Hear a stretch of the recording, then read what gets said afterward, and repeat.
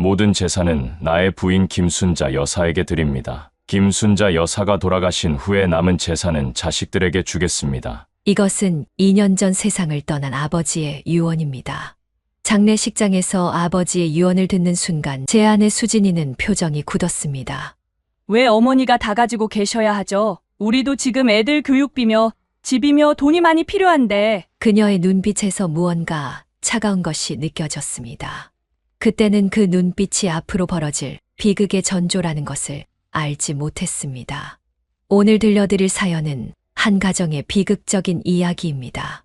평범했던 가정의 재산 문제로 시작된 작은 균열이 어떻게 돌이킬 수 없는 상처로 이어졌는지, 그리고 한 사람의 망상이 어떻게 가족 전체를 파괴했는지에 대한 이야기입니다. 이 사연의 결말이 궁금하시다면 끝까지 들어주시기 바랍니다. 시작하기 전에 구독과 좋아요 부탁드립니다. 여러분의 작은 관심이 저희에게는 큰 힘이 됩니다. 그럼 지금 시작하겠습니다. 안녕하세요. 저는 40살 김민수라고 합니다. 현재 대기업에서 과장으로 일하고 있습니다. 저는 아직도 가끔 악몽에서 깨어납니다. 제가 사랑했던 사람들이 서로를 해치는 모습을, 그리고 제가 그것을 막지 못했다는 자책감에 시달립니다. 모든 것은 2년 전 아버지의 장례식에서 시작되었습니다. 아버지는 오랜 지병으로 세상을 떠나셨습니다. 평생 성실하게 일하셨고 어머니와 저희 남매를 위해 많은 재산을 모아두셨습니다. 아버지의 유언은 분명했습니다. 모든 재산은 어머니 명의로 귀속시키고 어머니가 돌아가신 후에 자녀들에게 나누어 줄 것이라고요. 장례식장에서 아버지의 유언을 듣는 순간 저는 당연하다고 생각했습니다. 어머니와 아버지는 평생을 함께 하셨고 그 재산은 두 분의 것이나 다름없었으니까요. 여동생도 같은 생각이었습니다. 하지만 제 아내 수진의 표정이 굳어지는 것을 그때 처음 발견했습니다. 왜 어머니가 다 가지고 계셔야 하죠? 우리도 지금 애들 교육비며 집이며 돈이 많이 필요한데. 장례식장 화장실에서 수진이 저에게 속삭였던 그 말이 지금도 귓가에 맴돕니다. 당시에는 그저 장례식의 슬픔과 충격으로 인한 일시적인 감정 표현이라고 생각했습니다. 아내가 평소에도 물질적인 것에 관심이 많았지만 그 정도로 재산에 집착할 거라고는 생각하지 못했습니다. 수진아, 그건 당연한 거야. 어머니께서 평생 아버지와 함께 일구신 재산이고 어머니 생활이 보장되어야지 우리는 우리 힘으로 살아갈 수 있어. 제 대답에 수지는 더 이상 말을 하지 않았지만 그녀의 눈빛에서 무언가 차가운 것이 느껴졌습니다. 장례식 이후 우리는 평소와 같이 살아갔습니다. 저는 회사에서 승진을 위해 열심히 일했고 해외 출장도 잦았습니다. 수지는 두 아이를 키우며 전업주부로 지냈고 어머니는 저희 집에서 30분 거리에 있는 시골 단독주택에서 혼자 사셨습니다. 주말마다 저희 가족이 어머니를 찾아뵙거나 어머니가 저희 집에 오셔서 손주들과 시간을 보내셨습니다. 하지만 시간이 지날수록 수진의 행동이 이상해지기 시작했습니다. 처음에는 어머니가 오실 때마다 갑자기 두통이 생겼다며 방에 들어가 누워 있었습니다. 그 다음에는 어머니의 말 한마디를 왜곡해서 해석하기 시작했습니다. 당신 어머님이 내가 없을 때 수진이는 살림을 이렇게 해야지라고 하셨대. 내 살림 방식을 비난하는 거야. 어머님이 당신을 너무 소유하려고 해. 당신이 나보다 어머님 편을 더 들어주는 것 같아. 처음에는 저도 그냥 오해였겠지라며 넘겼습니다. 하지만 수진의 불만은 점점 커져갔고 저도 모르게 어머니를 대하는 태도가 조금씩 변하기 시작했습니다. 어머니의 전화를 받을 때마다 수진의 날카로운 시선이 느껴졌고 어머니를 찾아뵐 때도 예전처럼 편안하게 대화를 나누지 못했습니다. 그러던 어느 날 수진이 충격적인 말을 했습니다. 당신 어머님, 당신을 아들이 아니라 남자로 보는 것 같아. 내가 없을 때 당신 팔을 만지는 방식이 이상해. 순간 머리가 하얘졌습니다. 그런 어이없는 망상을 어떻게 품을 수 있는지 이해할 수 없었습니다. 수진아, 무슨 말도 안 되는 소리야. 어머니가 그럴 리가 없잖아. 격렬하게 부정했지만 수진의 표정은 변하지 않았습니다. 오히려 제가 어머니 편을 든다고 화를 냈습니다. 그날 밤 우리는 처음으로 큰 싸움을 했습니다. 그리고 그 후로 집안의 분위기는 더욱 냉랭해졌습니다.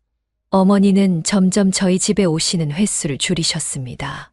전화로 물어보면 괜찮다고만 하셨지만 어머니의 목소리에서 외로움이 느껴졌습니다.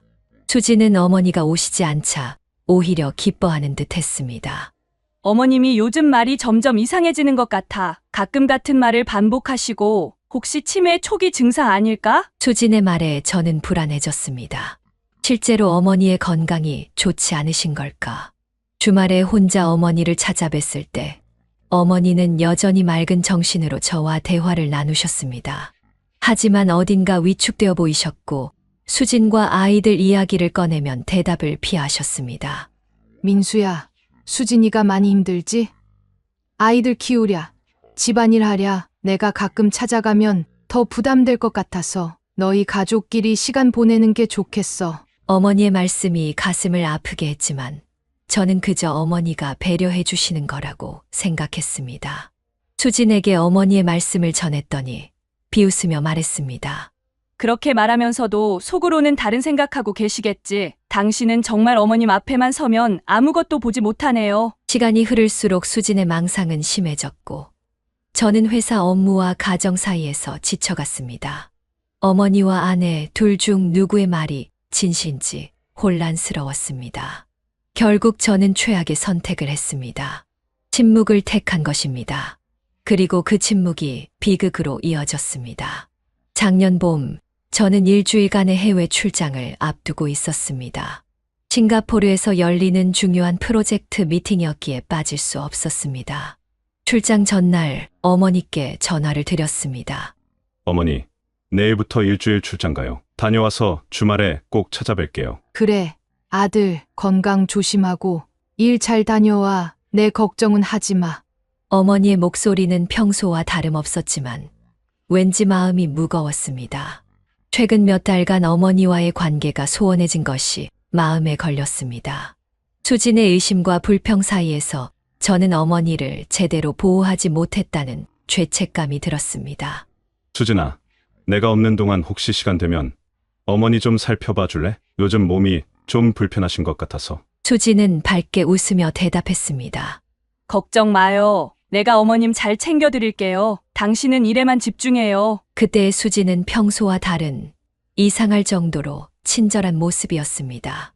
지금 생각하면 그것이 불길한 예감이었어야 했는데 당시 저는 그저 수진이 마음을 바꾼 것으로 믿었습니다. 싱가포르에 도착한 첫날 수진에게 전화를 걸었습니다. 집은 어때? 애들은? 다들 잘 지내고 있어요. 걱정 말고 일에 집중해요. 어머니는 연락해봤어? 아, 어제 통화했어요. 별일 없대요. 이번 주말에 시골집에 내려갈까 해요. 아이들이 할머니 보고 싶다고 하네요. 그 말을 듣고 마음이 놓였습니다. 수진이 드디어 어머니에 대한 적대감을 내려놓은 것 같아 기뻤습니다. 출장 기간 동안 저는 미팅과 협상으로 바빴기에 집에 자주 연락하지 못했습니다. 수진과는 하루에 한 번 정도 짧게 통화했고 모두 잘 지내고 있다는 말만 들었습니다. 출장 넷째 날 어머니께 직접 안부 전화를 드리려 했지만 연결되지 않았습니다. 여러 번 시도했지만 받지 않으셨습니다. 불안한 마음에 수진에게 전화했습니다.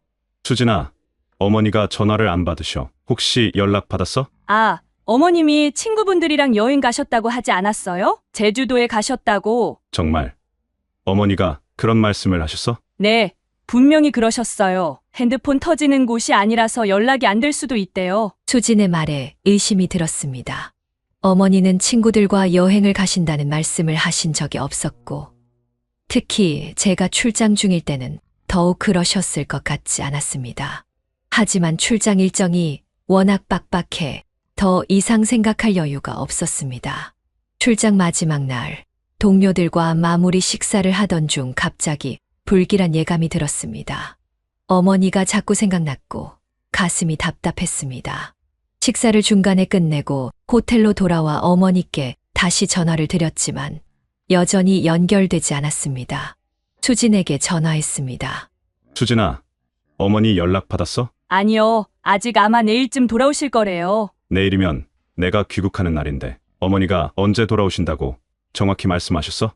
글쎄요. 정확히는 기억이 안 나네요. 근데 당신 왜 이렇게 예민해요? 어머님 충분히 자기 생활 즐기실 나이잖아요. 수진의 말투에서 무언가 이상함을 느꼈습니다. 그녀의 목소리에 가벼운 떨림이 있었고 평소보다 빠르게 말했습니다. 경험상 수진이 거짓말을 할 때 보이는 징후였습니다. 수진아, 혹시 어머니에게 무슨 일 있어? 무슨 소리예요? 아니라고요? 당신 정말 이상해졌어요. 그녀의 강한 부정이 오히려 제 의심을 키웠습니다. 그 순간 저는 최악의 상황을 상상하기 시작했습니다. 수진아, 지금 당장 어머니 댁에 가봐줘. 내가 내일 아침 첫 비행기로 돌아갈게. 지금요? 벌써 밤인데 애들은 어떡하고요? 애들 재워놓고 가. 이웃집 아줌마한테 부탁하던가. 어쨌든 지금 당장 어머니 댁에 가봐줘. 전화를 끊고 항공사에 연락해 다음 날 아침 비행기로 변경했습니다. 밤새 잠을 이루지 못했습니다. 수진에게 여러 번 전화했지만 받지 않았습니다. 문자로 어머니 상황을 물었지만 답장도 오지 않았습니다. 다음 날 아침 공항으로 향하는 택시 안에서 수진에게서 문자가 왔습니다. 어머님 집에 갔다 왔어요. 문이 잠겨 있고 불도 꺼져 있었어요. 아직 여행 중이신 것 같아요. 걱정 마세요. 그 문자를 읽는 순간 제 머릿속에 경고음이 울렸습니다. 수진은 분명 거짓말을 하고 있었습니다. 서울에 도착하자마자 시골 어머니 집으로 직행했습니다. 차를 운전하면서도 끊임없이 어머니께 전화를 걸었지만 여전히 받지 않으셨습니다. 어머니 집에 도착했을 때 수진의 차가 주차되어 있는 것을 보고 놀랐습니다. 문자에서는 다녀왔다고 했는데 아직 여기 있다니 불길한 예감이 현실이 될까봐 두려웠습니다. 현관문을 열고 들어서자 이상한 정적이 집안을 감싸고 있었습니다. 집안은 깨끗했지만 어딘가 생활감이 느껴지지 않았습니다. 마치 일주일 동안 아무도 살지 않은 것처럼요. 수진아, 어머니? 아무런 대답이 없었습니다. 거실에는 아무도 없었고 주방, 방을 모두 살펴봤지만 사람의 기척이 없었습니다. 그때 뒷마당에서 수진이 급하게 들어오는 소리가 들렸습니다. 그녀는 저를 보고 크게 놀랐습니다. 당신 언제 왔어요? 연락도 없이. 방금 도착했어. 어머니는 어디 계셔? 수진의 얼굴이 창백해졌습니다. 그녀의 눈에는 공포와 당혹감이 스쳐 지나갔습니다. 어머님 아직 여행에서 안 돌아오셨잖아요. 내가 문자로 보냈잖아요. 그럼 너는 왜 여기 있어? 문자에서는 다녀왔다며? 아, 그게 어머님이 돌아오시면 바로 알려달라고 이웃집 할머니가 부탁하셔서 한 번 더 확인하러 왔어요. 수진의 설명은 앞뒤가 맞지 않았습니다. 그녀의 행동이 수상했고 눈빛이 불안했습니다. 무엇보다 집안에서 희미하게 나는 이상한 냄새가 제 불안을 키웠습니다. 수진아, 어머니가 정말 여행 가셨다고 누가 그랬어? 어머니는 여행 가신다는 말씀을 내게 하신 적이 없어. 어머님이 직접 그러셨어요. 당신이 없을 때 전화하셔서. 거짓말 그만해. 어머니는 내가 출장 가는 걸 아셨어. 내가 출장 간다고 하면 절대 여행 안 가셔. 항상 그러셨잖아. 순간 수진의 얼굴이 일그러졌습니다. 그녀는 제게 다가와 팔을 잡았습니다. 당신 왜 이래요? 내 말을 못 믿겠어요? 내가 당신 아내잖아요. 어머님보다 내 말을 믿어야 하는 거 아니에요? 그 순간 지하실에서 희미한 소리가 들렸습니다. 둔탁한 소리, 마치 무언가가 바닥에 떨어진 것 같았습니다. 어머니 집 지하실은 주로 창고로 사용했고 평소에는 거의 사용하지 않는 공간이었습니다. 지하실에 뭐 있어? 수진의 표정이 확 변했습니다. 그녀는 제 앞을 막아섰습니다. 아무것도 없어요. 그냥 쥐가 있나 봐요. 시골집이 그렇잖아요. 그녀의 필사적인 모습에 의심이 확신으로 바뀌었습니다. 강제로 수진을 밀치고 지하실로 향했습니다. 수진은 제 뒤에서 계속 저를 붙잡으려 했습니다. 가지 마요. 거기 위험해요. 당신, 제발 내 말 좀 들어봐요. 하지만 저는 이미 지하실 문 앞에 서 있었습니다. 문은 잠겨 있었고 열쇠는 보이지 않았습니다. 열쇠 어딨어? 모르겠어요. 어머님이 가지고 계실 거예요. 수진의 떨리는 목소리, 불안한 눈빛, 그리고 지하실에서 다시 들려온 둔탁한 소리. 모든 것이 최악의 상황을 가리키고 있었습니다. 저는 주방으로 달려가 망치를 가져왔습니다. 수지는 계속해서 저를 말리려 했지만 저는 그녀의 말을 무시하고 지하실 문에 자물쇠를 내리쳤습니다. 몇 번의 시도 끝에 자물쇠가 부서졌고 문이 열렸습니다. 어두운 지하실 내부가 보였습니다. 냄새가 확 올라왔습니다. 곰팡이, 습기, 그리고 뭔가 더 끔찍한 냄새가 섞여 있었습니다. 어머니 계세요? 희미한 신음 소리가 들렸습니다. 재빨리 전등 스위치를 켰습니다. 그리고 제 눈에 들어온 광경에 온몸이 얼어붙었습니다. 어머니가 지하실 구석에 웅크리고 누워 계셨습니다. 얼굴은 창백했고 입술은 말라 갈라져 있었습니다. 옷은 더럽혀져 있었고 손목에는 밧줄 자국이 선명했습니다. 바닥에는 물그릇 하나와 개밥그릇 같은 그릇이 놓여 있었고 그 안에는 거의 먹지 않은 음식물이 담겨 있었습니다. 어머니, 저는 뛰어가 어머니를 안았습니다. 어머니의 몸은 얼음장처럼 차가웠고 가벼웠습니다. 숨은 붙어 있었지만 매우 약했습니다. 민수야, 왔구나. 어머니의 희미한 목소리가 들렸습니다. 그 순간 뒤에서 수진의 비명소리가 들렸습니다. 안 돼, 이럴 순 없어. 수진은 계단 위에서 우리를 내려다보고 있었습니다. 그녀의 눈에는 광기가 서려 있었습니다. 저는 어머니를 부축해 일으키며 수진을 노려봤습니다. 내가 어머니를 여기 가둔 거야? 당신은 이해 못해요. 저 여자가 우리 사이를 갈라놓으려고 했다고요. 당신을 빼앗으려고. 저는 말문이 막혔습니다. 제 아내가 이런 끔찍한 짓을 저질렀다는 사실을 받아들일 수 없었습니다. 하지만 증거는 명백했습니다. 어머니는 제품에서 기력 없이 기대어 있었고 수지는 미친 듯이 자신의 행동을 정당화하고 있었습니다.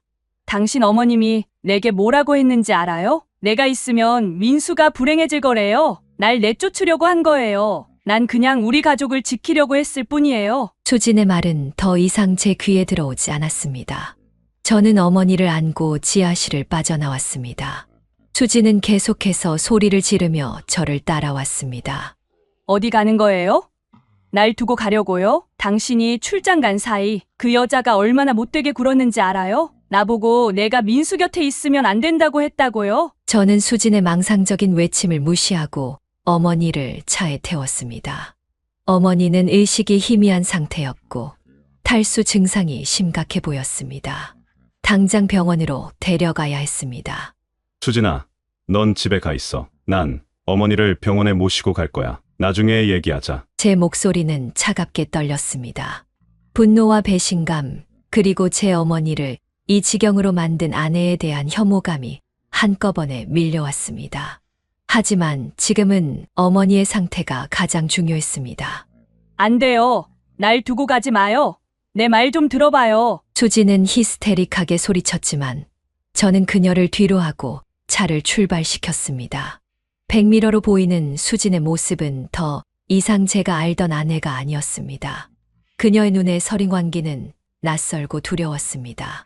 가장 가까운 응급실로 향하는 동안 어머니는 제 품에 기대어 약하게 숨을 쉬고 있었습니다. 한 손으로 운전하며 다른 손으로는 어머니의 손을 꼭 잡았습니다. 어머니, 조금만 참으세요. 금방 병원에 도착할 거예요. 민수야, 너무 무서웠어. 어머니의 희미한 목소리가 가슴을 찢었습니다. 어머니께서 얼마나 공포와 절망 속에서 지내셨을지 생각하니 눈물이 흘렀습니다. 어머니, 정말 죄송해요. 제가 어머니를 보호하지 못했어요. 내 잘못 아니야. 그 애가 아픈 거야. 어머니는 그 상황에서도 저를 위로하셨습니다. 오히려 수진을 이해하려 하셨습니다. 그 모습에 더욱 가슴이 아팠습니다. 병원에 도착해 의사가 즉시 어머니를 진찰했습니다. 진단 결과는 심각했습니다. 심한 탈수와 영양실조, 몸 곳곳에 타박상과 손목, 발목의 결박으로 인한 괴사, 징후, 그리고 극심한 스트레스로 인한 심장 기능 저하까지. 의사는 심각한 표정으로 말했습니다. 이런 상태로 하루만 더 방치되었다면 생명이 위험할 수도 있었습니다. 도대체 무슨 일이 있었던 건가요? 저는 말을 잇지 못했습니다. 어떻게 제 아내가 어머니를 이런 상태로 만들었다고 설명할 수 있을까요? 결국 경찰에 신고할 수밖에 없었습니다. 경찰은 신속하게 출동해 수진을 체포했습니다. 그녀는 저항하지 않았다고 합니다. 오히려 웃으며 난 그냥 우리 가족을 지키려고 했을 뿐이에요 라고 말했다고 합니다. 집 안수색 과정에서 충격적인 사실들이 드러났습니다. 수진의 휴대폰에는 어머니를 학대하는 동영상이 여러 개 저장되어 있었습니다. 그녀가 어머니에게 개밥을 던져주며 개처럼 굴었으니 개처럼 먹어라고 말하는 영상, 물을 얼굴에 끼얹는 영상, 공포에 질린 어머니의 모습을 비웃는 영상들. 또한 수진의 일기장에는 어머니에 대한 망상과 증오가 가득 적혀 있었습니다. 그녀는 우리 재산을 빼앗으려 한다. 그녀는 민수를 남자로 보고 유혹하려 한다. 그녀가 없어져야 우리 가족이 행복해질 것이다. 어떻게 하면 그녀를 제거할 수 있을까? 출장 며칠 전부터 계획된 범행이었습니다. 수진은 제가 없는 틈을 노려 어머니를 시골집으로 데려가 가둘 계획을 세웠던 것입니다. 휴대폰 메모에는 심지어 일주일이면 충분할 것이라는 메모까지 있었습니다. 병원 병실에서 이 모든 사실을 경찰에게 전해 들으며 저는 몸서리쳤습니다. 제가 사랑했던 아내, 제 아이들의 어머니가 어떻게 이런 끔찍한 짓을 저지를 수 있었는지 이해할 수 없었습니다. 수진은 특수감금 및 학대, 살인미수 혐의로 구속되었습니다. 정신과 의사의 진단 결과 그녀는 질투망상형 인격장애와 피해망상장애를 앓고 있었습니다. 하지만 범행 당시 심신미약 상태는 아니었다는 판단이 내려졌습니다. 그녀는 자신의 행동이 잘못되었다는 것을 알면서도 실행에 옮겼던 것입니다. 어머니는 2주간의 입원 치료 끝에 육체적으로는 회복되셨지만 정신적 트라우마는 쉽게 사라지지 않았습니다. 한동안 어머니는 말씀을 거의 하지 않으셨고 문이 닫힌 공간에 들어가는 것을 극도로 두려워하셨습니다. 밤에는 악몽에 시달리셨고 사람들이 갑자기 다가오면 놀라서 떠셨습니다. 가장 가슴 아픈 것은 어머니가 저를 볼 때마다 눈물을 흘리셨다는 점입니다. 저는 어머니께 수없이 사과했지만 어머니는 오히려 저를 위로하셨습니다. 내 잘못이 아니야. 민수야, 넌 항상 착한 아들이었어. 수진이도 그 애도 원래는 그런 애가 아니었어. 무슨 일이 있었던 걸 거야. 어머니의 너그러움은 제 죄책감을 더욱 깊게 만들었습니다. 어머니가 그토록 괴로움을 당하는 동안 저는 아내의 말만 믿고 의심했습니다. 어머니의 신호를 알아채지 못했고 보호하지 못했습니다. 수진의 재판이 시작되었습니다. 저는 어머니와 함께 법정에 섰습니다. 수진은 구치소 생활로 야위었지만 그녀의 눈빛은 여전히 광기에 차 있었습니다. 그녀는 법정에서 저를 보자 울음을 터뜨렸습니다. 당신, 제발 날 이해해줘. 난 우리 가족을 지키려고 한 거야. 그 여자가 당신을 빼앗으려고 했다고. 검사는 수진의 휴대폰에서 발견된 동영상과 메모들을 증거로 제출했습니다. 법정에서 그 증거들이 하나씩 공개될 때마다 방청석에서는 숨죽인 탄식이 흘러나왔습니다. 특히 수진이 어머니에게 했던 모욕적인 언행이 담긴 영상이 재생될 때는 판사조차 표정이 일그러졌습니다. 수진의 변호사는 정신질환을 이유로 감형을 요청했지만 범행의 계획성과 잔혹성을 고려할 때 심신미약을 인정하기 어렵다는 판단이 내려졌습니다. 결국 수진은 7년형을 선고받았습니다. 판결이 내려지는 순간 수진은 절망적인 비명을 질렀습니다. 이건 불공평해. 난 잘못한 게 없어. 그 여자가 먼저 시작한 거라고. 경찰이 수진을 데리고 나가는 모습을 보며 저는 복잡한 감정에 휩싸였습니다. 증오, 분노, 배신감. 하지만 그 밑바닥에는 여전히 사랑이 남아 있었습니다. 7년 동안 함께 살았던 아내, 두 아이의 어머니였던 사람이 어떻게 이런 괴물이 되었는지, 그녀가 언제부터 이런 망상에 사로잡혔는지, 집으로 돌아와 아이들에게 어떻게 설명해야 할지 고민했습니다. 저는 아이들에게 엄마가 아프셔서 병원에 계신다고 설명했습니다. 완전한 거짓말은 아니었습니다. 수지는 정신적으로 아픈 상태였으니까요. 어머니는 여동생의 집으로 거처를 옮기셨습니다. 제가 아무리 제 집으로 모시려 해도 어머니는 완곡하게 거절하셨습니다.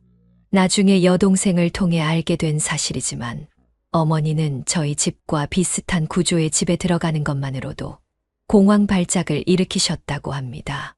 지하실이 있는 집은 더더욱 들어가지 못하셨고요. 시골 단독주택은 팔았습니다. 더 이상 그곳에서 좋은 기억을 떠올릴 수 없었기 때문입니다. 집을 정리하는 과정에서 수진의 또 다른 일기장을 발견했습니다.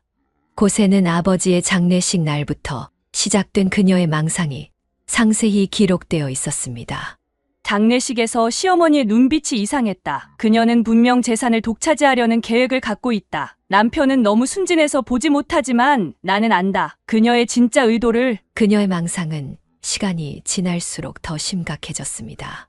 오늘 시어머니가 민수의 등을 쓰다듬었다. 그 손길이 단순한 모자 간의 애정 표현이 아니라는 걸 나는 안다. 그녀는 민수를 남자로 보고 있다. 역겨워. 시어머니가 오늘 내 요리를 칭찬했다. 겉으로는 칭찬이지만 그 말투에 숨겨진 비아냥과 조롱을 나는 놓치지 않았다. 그녀는 내가 며느리로서 부족하다고 생각하는 게 분명해. 이렇게 왜곡된 해석과 망상이 점점 심해지다가 결국 어머니를 해치려는 계획으로 이어진 것입니다.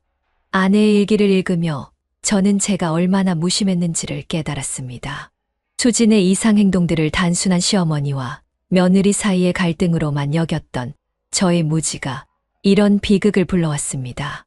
정신과 의사는 수진의 상태가 질투망상형 인격장애와 피해망상장애가 복합적으로 나타난 것이라고 설명했습니다.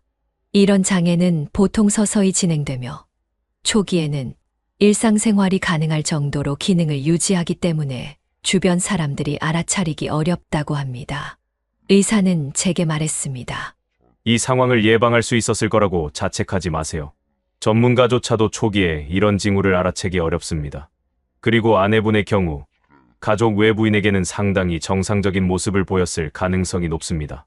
그 말이 조금은 위로가 되었지만 여전히 가슴 한구석의 무거운 죄책감은 사라지지 않았습니다. 어머니는 시간이 지나면서 조금씩 회복하셨지만 완전히 예전의 모습으로 돌아가지는 못하셨습니다. 트라우마 치료를 위해 정기적으로 상담을 받으셨고 약물 치료도 병행하셨습니다. 가장 힘든 것은 어머니께서 저를 대할 때마다 느끼시는 불편함이었습니다. 시간이 흐르면서 우리 가족은 새로운 일상에 적응해 나갔습니다. 아이들은 엄마 없이 자라는 것에 서서히 익숙해졌고 저는 아버지와 어머니의 역할을 동시에 해내려 최선을 다했습니다.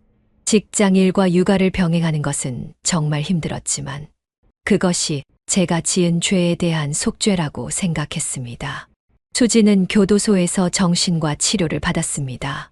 면회를 갔을 때 그녀는 약물 치료의 효과인지 훨씬 안정된 모습이었습니다. 그녀는 자신의 행동을 부분적으로 인정하기 시작했지만 여전히 어머니에 대한 적대감은 남아 있었습니다. 당신, 내가 그때 너무 심했던 것 같아. 방법이 잘못됐어. 하지만 내 걱정이 전부 틀린 건 아니었어. 그 여자, 아니, 어머님이 우리 사이를 갈라놓으려 했다는 건 사실이야. 수진의 망상은 약해졌을지 몰라도 완전히 사라진 것은 아니었습니다. 저는 면회를 짧게 끝내고 나왔습니다. 아이들에게는 엄마가 많이 아프셔서 오래 치료받아야 한다고 설명했습니다. 아이들은 처음에는 이해하지 못했지만 시간이 지나면서 새로운 현실을 받아들였습니다. 가끔 딸아이가 엄마에 대해 물어볼 때면 제 마음은 여전히 무너졌습니다. 아빠, 엄마는 정말 나쁜 병에 걸린 거예요? 언제 나아서 돌아오실 거예요? 그럴 때마다 저는 아이들을 안아주며 최대한 담담하게 대답했습니다.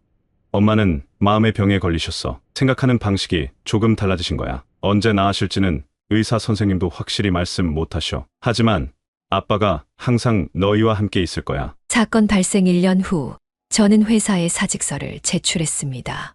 해외 출장이 잦은 업무 특성상 아이들을 제대로 돌볼 수 없었기 때문입니다. 다행히 같은 회사에서 내근직으로 전환할 수 있었고 급여는 줄었지만 아이들과 더 많은 시간을 보낼 수 있게 되었습니다. 어머니의 상태는 여동생의 정성 어린 보살핌 덕분에 조금씩 좋아지셨습니다. 가끔 제가 아이들을 데리고 찾아뵐 때면 어머니는 손주들을 보며 환하게 웃으셨습니다. 하지만 저와 단둘이 있게 되면 여전히 불편해하셨습니다. 민수야, 내가 수진이를 용서해야 할 것 같아. 어느 날 어머니께서 갑자기 그런 말씀을 하셨습니다. 저는 깜짝 놀랐습니다. 어머니, 무슨 말씀이세요? 그 여자가 어머니를 어떻게 했는지. 알아. 모든 걸 다 기억해. 하지만 그 애가 정상이 아니었던 거야. 병이 그렇게 만든 거지. 내가 그 애를 미워하면 결국 너 자신이 상처받는 거야. 내 안에 분노가 남아있는 한 넌 결코 행복해질 수 없어. 어머니의 말씀은 저에게 큰 충격을 주었습니다. 그토록 끔찍한 일을 당하셨는데도 어머니는 가해자를 용서하는 마음을 가지고 계셨습니다. 반면 저는 아직도 수진을 생각하면 분노와 증오가 치밀어 올랐습니다. 어머니는 어떻게 용서하실 수 있으세요? 용서는 상대방을 위한 게 아니라 나 자신을 위한 거야. 내가 미워하고 증오하는 동안 그 감정은 나를 갉아먹을 뿐이야. 난 그렇게 살고 싶지 않아. 어머니의 지혜는 저에게 깊은 생각거리를 주었습니다. 사실 저는 수진을 미워하는 것보다 제 자신을 더 미워하고 있었는지도 모릅니다. 어머니의 고통을 막지 못한 무능한 아들, 아내의 이상 행동을 알아채지 못한 무심한 남편, 그런 제 자신에 대한 분노가 수진을 향한 증오로 표출되고 있었는지도 모릅니다. 어머니의 조언을 따라 저는 심리 상담을 받기 시작했습니다. 상담사는 제게 외상 후 성장이라는 개념을 알려주었습니다. 끔찍한 경험 이후에도 인간은 성장하고 더 강해질 수 있다는 것이었습니다. 상담을 통해 저는 제 자신을 용서하는 법을 배웠고 어떤 상황에서도 희망을 찾는 법을 배웠습니다. 아이들과 함께하는 시간, 어머니의 회복을 지켜보는 시간, 그리고 일상의 소소한 행복을 느끼는 시간들이 저를 조금씩 치유해 주었습니다. 사건 발생 2년 후 수지는 교도소 내에서 자살을 시도했습니다. 다행히 즉시 발견되어 생명에는 지장이 없었지만 그녀의 정신 상태가 다시 악화되었다는 신호였습니다. 의사는 그녀가 자신의 행동을 완전히 자각하게 되면서 극심한 죄책감에 시달리고 있다고 설명했습니다. 저는 병원에 수진을 면회하러 갔습니다. 그녀는 이전과는 완전히 다른 모습이었습니다. 초점 없는 눈빛, 마른 몸, 생기 없는 표정. 약물 치료의 부작용인지 죄책감 때문인지 그녀는 거의 말을 하지 않았습니다. 수진아, 나야. 괜찮아? 그녀는 천천히 고개를 들어 저를 보았습니다. 그리고 갑자기 울음을 터뜨렸습니다. 당신, 내가 무슨 짓을 한 거야? 어머님께, 당신에게 그리고 아이들에게. 그녀의 눈에는 이전에 볼 수 없었던 맑은 이성이 깃들어 있었습니다. 망상에서 깨어난 수지는 자신이 저지른 일의 무게를 온전히 느끼고 있었습니다. 의사 선생님이 내가 망상장애였다고 했어. 이제야 내 머릿속이 맑아진 것 같아. 내가 얼마나 끔찍한 생각들을 했는지, 어머님을 얼마나 잘못 오해했는지 난 용서받을 수 없어. 수지는 흐느끼며 말했습니다. 저는 그녀의 앞에 앉아 그저 묵묵히 들어주었습니다. 한때 사랑했던 사람, 제 아이들의 어머니인 그녀가 이런 모습으로 무너지는 것을 보는 것은 가슴 아픈 일이었습니다. 아이들은 어떻게 지내? 잘 지내. 많이 컸어. 서연이는 이제 초등학교 3학년이고 준우는 1학년이야. 그 애들이 날 어떻게 기억하고 있을까? 날 기억이나 할까? 저는 솔직하게 대답했습니다. 물론 기억해. 너는 그 애들 엄마잖아. 내 사진을 자주 봐. 특히 서연이는 내가 보고 싶다고 자주 말해. 수진의 눈에서 눈물이 멈추지 않았습니다. 그녀는 고개를 떨구며 말했습니다. 난 정말 나쁜 엄마야. 나쁜 아내고 최악의 며느리였어. 어머님께 정말 죄송하다고 전해줘. 내가 정상이 아니었다는 것은 변명이 될 수 없어. 난 그냥... 수진의 말은 흐느낌으로 끊겼습니다. 이성을 되찾은 수진은 자신의 행동을 완전히 인식하게 되었고 그 죄책감은 그녀를 파멸시키고 있었습니다. 면회를 마치고 나오면서 저는 복잡한 감정에 사로잡혔습니다. 수진을 미워해야 할까요? 아니면 불쌍히 여겨야 할까요? 그녀의 행동은 용서받을 수 없지만 그 행동이 정신질환에서 비롯된 것이라면 저는 더 이상 단순히 가해자와 피해자라는 프레임으로 이 상황을 바라볼 수 없었습니다. 어머니께 수진의 상태를 알려드렸습니다. 어머니는 묵묵히 들으시다가 한참 후에 말씀하셨습니다. 불쌍한 아이. 병이 그렇게 만든 거야. 하느님께서 그 애를 보살펴 주시길 기도할게. 어머니의 너그러움은 제가 닮아야 할 모습이었습니다. 하지만 쉽지 않았습니다. 여전히 수진을 생각하면 분노와 슬픔이 교차했습니다. 시간은 계속해서 흘렀고 우리 가족은 서서히 안정을 찾아갔습니다. 저는 아이들을 돌보며 새로운 일상을 꾸려나갔고 어머니는 여동생의 보살핌 속에서 건강을 회복해 가셨습니다. 트라우마 치료 덕분에 어머니는 더 이상 악몽에 시달리지 않게 되었고 저와 함께 있을 때도 예전처럼 편안해 하셨습니다. 3년이 지난 어느 날 수진으로부터 편지가 도착했습니다. 그녀는 정신병원으로 이송되어 집중 치료를 받고 있다고 했습니다. 편지는 깨끗한 필체로 쓰여 있었고 맑은 정신 상태를 반영하고 있었습니다. 수진의 편지를 읽고 저는 오랫동안 생각에 잠겼습니다.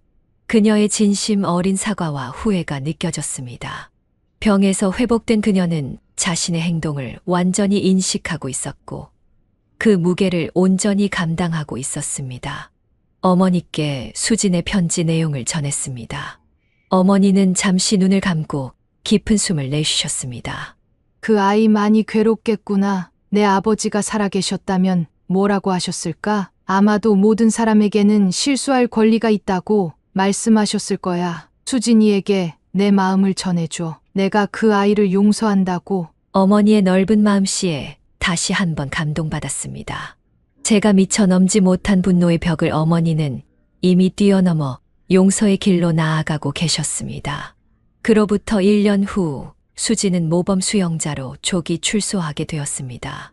7년형을 선고받았지만 정신병원에서의 치료, 기간과 모범적인 생활 태도를 인정받아 6년 만에 출소하게 된 것입니다. 수진은 출소 후 작은 원룸에서 혼자 생활하기 시작했습니다. 저는 아이들과 함께 주말마다 그녀를 방문했고 서서히 새로운 관계를 형성해 나갔습니다. 처음에는 어색했지만 시간이 지나면서 아이들은 엄마와 더 편안하게 대화하게 되었습니다. 수진은 약물 치료를 계속하며 정기적으로 상담을 받았습니다. 그녀는 자신의 병이 완전히 치료된 것이 아니라 관리되고 있다는 사실을 잘 알고 있었고 증상이 재발하지 않도록 항상 주의를 기울였습니다. 어느 날 수진이 저에게 조심스럽게 말을 꺼냈습니다. 어머님을 뵙고 싶어. 직접 사과드리고 싶어. 가능할까? 저는 솔직히 말했습니다.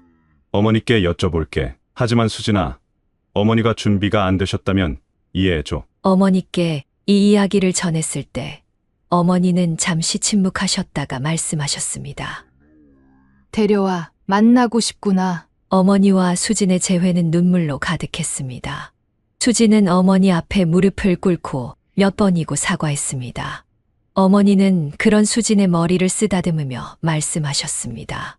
일어나라. 수진아, 난 이미 오래전에 너를 용서했다. 내가 아프다는 걸 이제는 알고 있구나. 그때는 내가 아프다는 걸 우리 모두가 몰랐던 거야. 어머니의 넓은 마음씨는 우리 모두에게 치유의 시간을 가져다 주었습니다.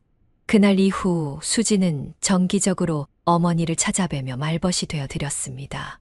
처음에는 어머니도 긴장하셨지만 시간이 지날수록 편안해지셨습니다.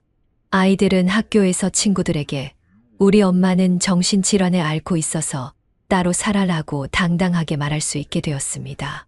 더 이상 숨기거나 부끄러워하지 않았습니다. 오히려 정신 건강의 중요성에 대해 또래들보다 더 깊이 이해하게 되었습니다. 수진은 출소 2년 후 정신건강 관련 시민단체에서 일하기 시작했습니다. 자신의 경험을 바탕으로 다른 정신질환 환자들을 돕고 일반인들에게 정신건강의 중요성을 알리는 강연도 하게 되었습니다. 그녀의 이야기는 많은 사람들에게 공감과 위로를 주었습니다. 저와 수진은 이혼 상태를 유지했지만 아이들의 부모로서 좋은 관계를 만들어 갔습니다.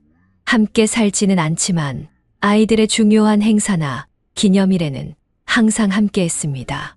사람들은 우리의 관계를 이해하지 못했지만 우리에게는 이것이 최선의 방법이었습니다.